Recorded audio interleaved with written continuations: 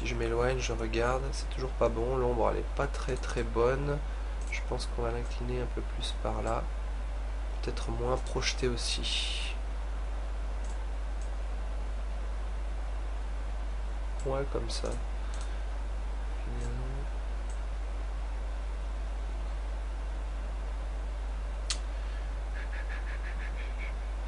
C'est pas évident parce qu'il n'y a pas un caillou, il n'y a rien. Donc c'est à nous de nous débrouiller pour que ça ait l'air le plus réaliste possible.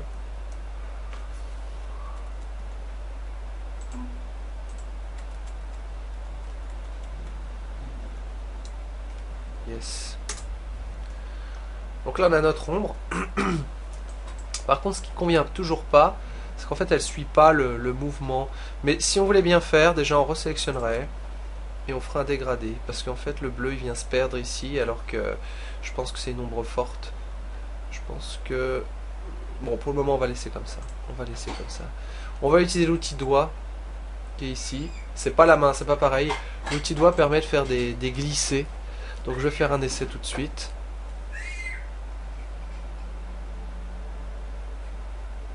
Pour suivre le mouvement de la colline, c'est pas bon. Faut le faire doucement. À utiliser doucement en fait.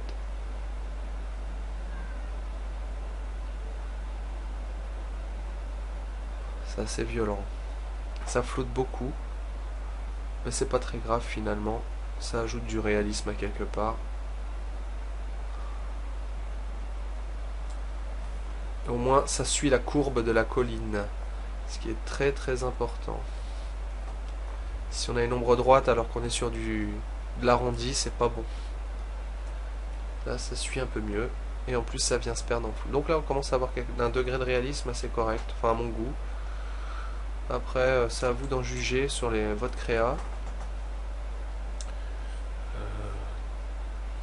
Ici j'ai un petit jour que je vais combler immédiatement sur le calque de l'ombre.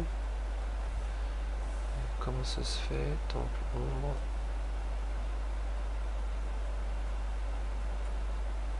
Là que c'est un bug Photoshop probablement. J'espère pas.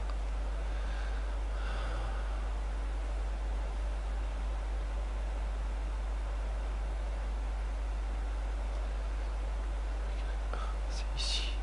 Non, c'était pas un bug, c'était simplement un positionnement de calque. Voilà.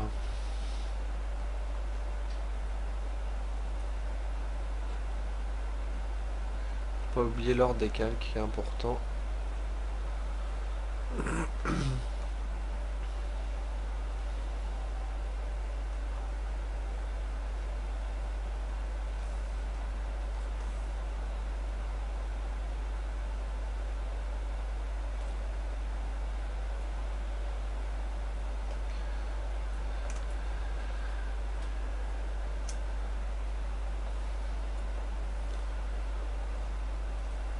J'ai mis directement un masque de fusion dans la copie du calque, comme ça je suis pas embêté. Je peux faire des petits réglages de suppression d'ombre quand elles me paraissent pas adéquates. C'est déjà mieux.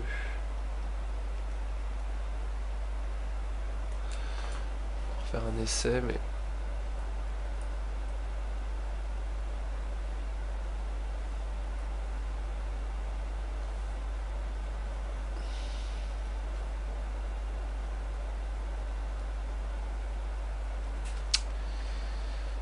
C'est marrant, ça crée une sorte d'ondulation, comme sur la neige. C'est jamais bien droit en fait un sol. Hein.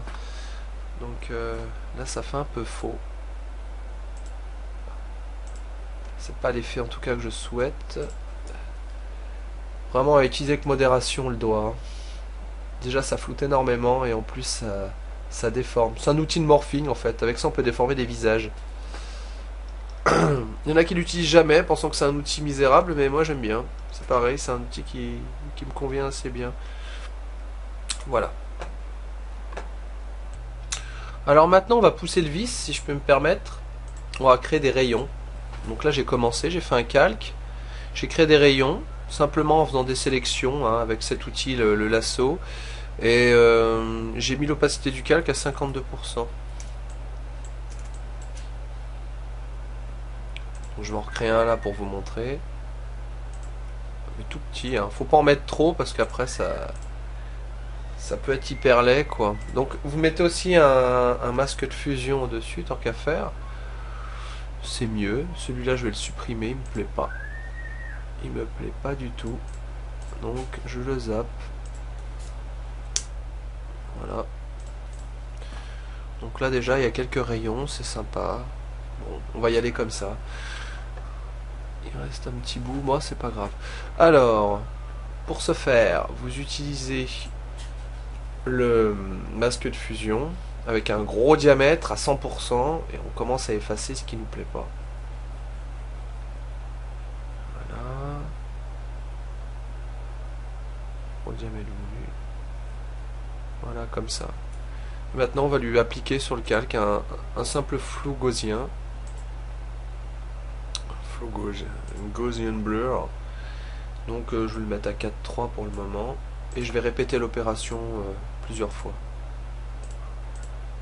Jusqu'à ce que le flou soit acceptable. Ce qui me dérange le plus, c'est celui-là que je masque un petit peu ou zut.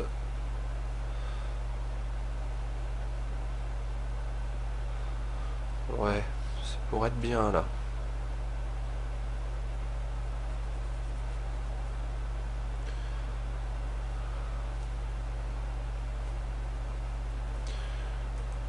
On peut déplacer les rayons qui nous intéressent.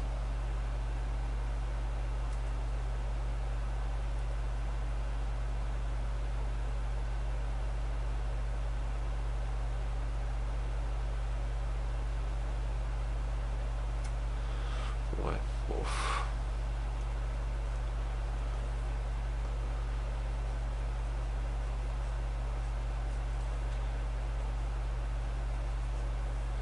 Et voilà qui veut plus me peindre dessus, je sais pas pourquoi. Bon, de toute façon ça me convient. À peu près, ça me convient. Ouais, on va dire que c'est bon. Voilà pour ce tutoriel. Par la suite, on va voir comment intégrer de la 3D